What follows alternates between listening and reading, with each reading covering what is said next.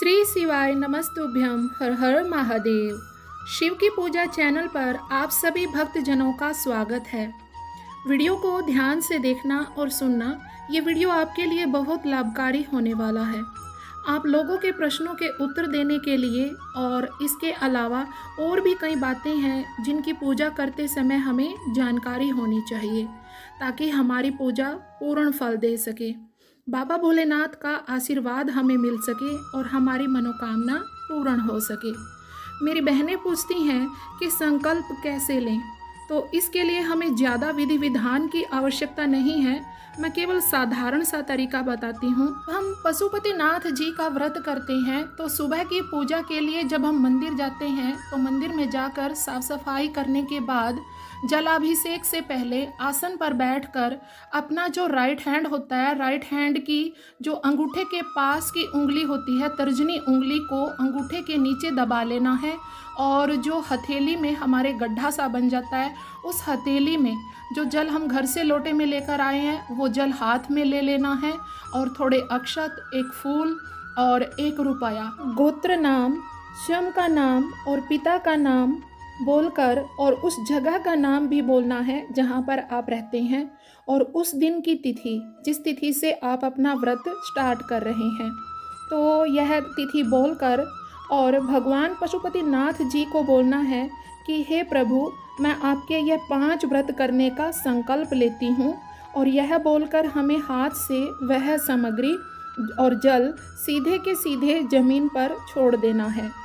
और साथ में यह भी ज़रूर बोलना है, बाबा मेरे अंदर इतनी शक्ति नहीं है कि मैं सभी परेशानियों का सामना कर सकूं, इसलिए बाबा मुझे शक्ति देना कि मेरा यह व्रत पूर्ण फलित हो सके। कि आप सभी जानते हैं कि पशुपतिनाथ व्रत 5 सोमवार किया जाता है, तो इन 5 सोमवार के दौरान हमें किसी दूसरे से ईर्ष्या नहीं करना है, किसी के ऊपर गुस्सा नहीं करना है और सबसे ज़रूरी बात, किसी की निंदा नहीं करना है। यदि आपके व्रत वाले दिन कोई दूसरा व्यक्ति आपके पास आकर किसी की निंदा करता है तो हमें तुरंत सूर्य भगवान का ध्यान करके सूर्य देव जी का कोई भी मंत्र, जैसे ओम सूर्य देवाय नमः या ओम सूर्याय नमः, इस तरह से बोलकर माफ़ी मांग लेनी चाहिए। जब भी हम यह व्रत लेते हैं तो हमें बार बार यह नहीं दोहराना कि मेरा 1 व्रत हो गया, मेरे 2 व्रत हो गए और इतने व्रत रह गए। इससे व्रत फलित होने में बाधा आती है, बल्कि आपको यह बोलना है कि मैं बहुत भाग्यशाली हूँ जो मुझे यह व्रत करने का मौका मिला है। बाबा मुझे आशीर्वाद देना कि यह व्रत करने का मुझे फिर से मौका मिले। अब बोलेंगे फिर कैसे याद रखेंगे कि हमारे कितने व्रत हुए हैं? इसके लिए एक नोटबुक पर लिख लेना है कि आज इस सोमवार से मैंने अपना व्रत आरंभ किया है। फिर प्रत्येक सोमवार को उस नोटबुक में बस एक बार लिख देना है और यह भी नहीं सोचना कि पता नहीं मेरी मनोकामना पूर्ण होगी कि नहीं। बस बाबा को शिवालय में यह बोल देना है कि बाबा मेरी जो मनोकामना है आपको पूर्ण करनी है, मैंने सब कुछ आपके ऊपर छोड़ दिया है, आप ही मेरी नैया पार लगाएंगे। और पूरा दिन बाबा पशुपतिनाथ जी का ध्यान लगाना है, बाबा का मंत्र श्री शिवाय नमस्तुभ्यम का जाप करना है। यह जाप आप काम करते करते कर सकते हैं। इस दिन आपको भगवान पशुपतिनाथ जी की कथा अवश्य सुननी है। दिन में किसी भी समय, जैसे 2 बजे के आसपास आसन लगाकर 1 लोटा जल जिसमें गंगा जल डालकर थोड़ा मीठा डालकर पास में रख लेना है और आसन के नीचे थोड़ा पानी डालकर उसके ऊपर बैठ जाना है। हाथ में थोड़े अक्षत यानी चावल और दुर्वा लेकर कथा का श्रवण करना है। कथा सुनने के बाद वह चावल और दुर्वा जल के लोटे में डालकर सूर्य देव जी को अर्पित कर देना है। इस व्रत में ध्यान लगाना, कथा सुनना, महाशिव पुराण की कथा सुनना बहुत लाभकारी होता है। इससे हमारा व्रत पूर्ण फल देता है, क्योंकि हमें अपने देवता पशुपतिनाथ जी को रिझाना है, तो हमें यह ध्यान अवश्य लगाना चाहिए। कथा सुनने में कोई खर्च नहीं आता, बल्कि हमारे देवता की कृपा, हमारे देवता का आशीर्वाद हमें मिलता है। और मैंने अपने चैनल पर पशुपतिनाथ जी की संपूर्ण कथा का वीडियो भी डाला है, आप उसे सुन सकते हैं। जब मैंने पहली बार व्रत रखा था तो मुझे कोई वीडियो ऐसा नहीं मिला था जिसमें भगवान पशुपतिनाथ जी की संपूर्ण कथा हो। मैंने पूरी कोशिश की है कि बाबा की संपूर्ण कथा आपके सामने लेकर आऊं, तो इसलिए उसे सुनकर अपना व्रत पूर्ण फलित कीजिए। इस व्रत में पूजा सुबह शाम मंदिर में जाकर पूरी की जाती है। सुबह जितना भी हो सके सूर्य निकलने से पहले हमें शिवालय में पूजा के लिए पहुंच जाना चाहिए और शिवालय में जाकर थोड़ी साफ सफाई अवश्य करनी चाहिए। इससे हमारे कष्ट उस कचरे की भांति जीवन से निकल जाते हैं। साफ सफाई करने के बाद हमें जलाभिषेक पंचगंगा स्थान पर अवश्य करना है। अब ये पंचगंगा स्थान क्या होता है, इसका वीडियो भी मैंने अपने चैनल पर अपलोड किया हुआ है, यानी शिवलिंग पर जल चढ़ाने का तरीका वीडियो है, आप उसे भी देख सकते हैं। और थोड़ा सा मैं यहाँ पर भी आपको दिखा देती हूँ। शिवलिंग है जिस पर खड़े होकर जल चढ़ाया जाता है, जिसके बारे में मैंने सुबह की पूजा, पशुपतिनाथ जी की सुबह की पूजा कैसे करें उसमें भी बता रखा है। तो सबसे पहले गणेश बाबा के ऊपर जल चढ़ाया जाता है, यानी शिवलिंग पर जो राइट हैंड की साइड जगह होती है गणेश पर, फिर लेफ्ट हैंड में कार्तिकेय के ऊपर, फिर जो माता अशोक सुंदरी है जो मोटी सी लाइन होती है हस्त कमल के ऊपर उस पर, और फिर जो शिवलिंग का कटी भाग होता है यानी माता पार्वती के हस्त कमल पर, और फिर शिवलिंग के ऊपर जल छोड़ दिया जाता है। अनु को पंचगंगा बोला जाता है। और विशेष मनोकामना पूर्ति के लिए जो हमारे नंदी बाबा हैं उनके ऊपर भी जल छोड़ दिया जाता है। मेरा उद्देश्य अपने वीडियोस पर व्यूज लेना नहीं है, बल्कि आपकी पूजा, आपका व्रत पूर्ण फल दे सके, यह मेरा उद्देश्य है। एक बेटी ने मेरे वीडियो पर कमेंट किया कि क्या पूजा सामग्री में ये वाली या फिर वो वाली सामग्री लेना ज़रूरी है।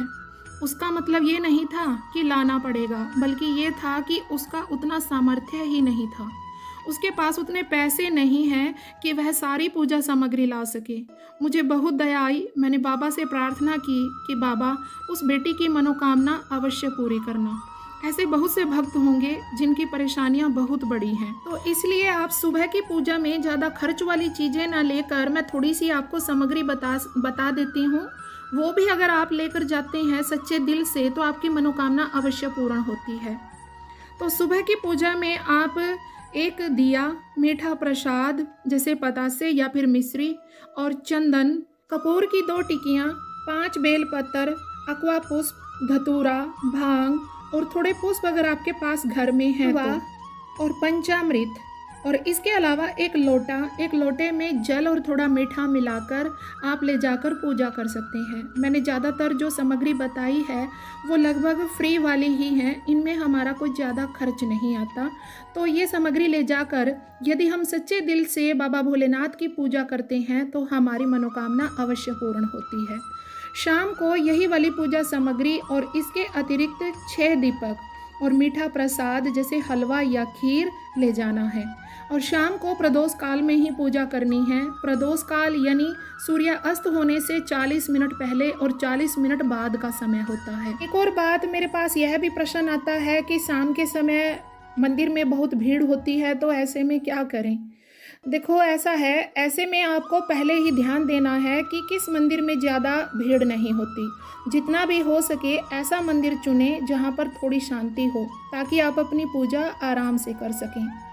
शाम को पूजा करते समय 6 के 6 दीपक एक बार थाली से नीचे अवश्य उतारने हैं। छठा दीपक भी शिवलिंग के पास रखना है। दीपक रखकर प्रसाद के 3 हिस्से करके फिर दीपक जलाना है। दीपक जलाकर बाबा को धूप दीप दिखाकर कपूर अवश्य जलाना है, क्योंकि कपूर जलाना 1000 अश्वमेघ यज्ञ के बराबर होता है। मैंने यह भी पूछती हैं कि क्या कपूर जलाना जरूरी है। बिल्कुल है। यदि आप बाबा का पूर्ण रूप से आशीर्वाद चाहते हैं तो आपको कपूर जरूर जलाना है, क्योंकि कपूर बाबा भोलेनाथ की पूजा में आवश्यक होता है। अब छठा दीपक और प्रसाद का तीसरा हिस्सा थाली में रख लेना है। दीपक को शिवलिंग से छुआ लेना है, लेकिन जो प्रसाद का तीसरा हिस्सा होता है उसे हमें शिवलिंग से नहीं छुआना है। उसे बस जहाँ पर आपने रखा है वहाँ से उठाकर अपनी थाली में रख लेना है। अब सबसे ज़्यादा प्रश्न जो मेरे पास आता है वो है मेन गेट का। मेन गेट कौन सा होता है? जब आप गली या सड़क से अपने घर में प्रवेश करते हो, यानी सबसे पहला गेट जिससे आप घर में प्रवेश करते हैं, उसे मेन गेट कहा जाता है।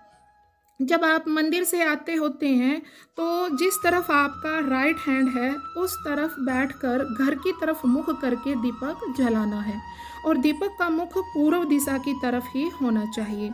मंदिर में भी दीपक का मुख पूर्व की तरफ या फिर उत्तर की तरफ ही करके रखना चाहिए। अब बात कर लेते हैं कि व्रती को दिन में क्या खाना है। व्रती को दिन में एक बार फलाहार करना है और शाम को शाम की पूजा करके जो प्रसाद मंदिर से लाए हैं पहले वह प्रसाद खा लेना है, फिर भोजन कर लेना है। यदि व्रती को बीपी की प्रॉब्लम है तो नमक ले सकते हैं, नहीं तो जितना हो सके बिना नमक के व्रत करें तो ज़्यादा फलदायी होता है। और अगर नमक लेते हैं तो सिंधा नमक ही लेना है, साधारण नहीं, क्योंकि साधारण नमक समुद्र के पानी से बनता है जो व्रती के लिए शुद्ध नहीं माना जाता। और फल भी दिन में बार बार नहीं लेना है, एक समय निश्चित कर लेना चाहिए। चाय ले सकते हैं, 2-4 बार ले सकते हैं। एक और प्रश्न है कि व्रत के दौरान महिलाओं को अगर पीरियड्स हो जाते हैं तो क्या उस दिन हमें व्रत रखना है? रखना है। अगर आपकी प्रॉब्लम ज़्यादा ही बड़ी है कि आपको ज़्यादा पेन होता है तो आप व्रत ना रखें, क्योंकि उससे दोगुना पाप लगता है। और अगर आपको कोई प्रॉब्लम खास नहीं होती है तो आपको व्रत रखना है, लेकिन पूजा पाठ नहीं करना है। सिर्फ जैसे मन से हम भगवान का नाम लेते रहते हैं, हम नाम ले सकते हैं, लेकिन हमें पूजा पाठ की कोई भी सामग्री को नहीं छूना है। और दूसरा एक प्रश्न ये भी आता है कि क्या हम पूजा सामग्री बिना नहाए, यानी कि पूजा थाली बिना नहाए पहले तैयार कर सकते हैं? बिल्कुल भी नहीं कर सकते। हमें बिना नहाए किसी भी पूजा सामग्री को नहीं छूना है, इससे हमें पाप लगता है। नहा धोकर ही हमें पूजा सामग्री को टच करना है। और एक और बात, जो हमारा मीठा प्रसाद होता है या फल होता है वो हमें कभी भी शिवलिंग या फिर माता के हस्त कमल पर नहीं रखना है। उद्यापन वाले दिन भी हमें श्रीफल या मीठा शिवलिंग के ऊपर या माता के हस्त कमल पर नहीं रखना है। यदि हम यह गलती कर देते हैं तो इससे हमारा व्रत पूर्ण फल नहीं देता, इसलिए हमें इन गलतियों से अवश्य बचना है। मैंने कुछ बातें यानी कुछ नियम व्रत के दौरान हमें जो पालन करना चाहिए आपके साथ शेयर की। आपको कैसी लगी मुझे कमेंट में ज़रूर बताना। और आप लोगों की रिक्वेस्ट थी कि हम अगर व्रत रखते हैं तो संकल्प कैसे लेना चाहिए, तो इसलिए भी मैंने यह वीडियो अपलोड किया। और आप लोगों के काफ़ी सारे प्रश्न थे, ताकि मैं एक ही वीडियो में इन प्रश्नों का जवाब दे सकूं, तो मैंने इसलिए भी यह वीडियो अपलोड किया। अगर आपको मेरे चैनल पर जानकारी अच्छी लगती है तो प्लीज़ मेरे चैनल को सब्सक्राइब कर लेना। और जैसा कि मैं अपने चैनल का प्रोग्रेस देख रही हूँ तो मुझे लगता है कि आप लोगों को मेरी जानकारी अच्छी लगती है। प्लीज़ आगे भी मुझे और भी कोऑपरेट करना। और बाबा भोलेनाथ, बाबा पशुपतिनाथ आप सभी लोगों की मनोकामना पूर्ण करे। श्री शिवाय नमस्तुभ्यम। हर हर महादेव।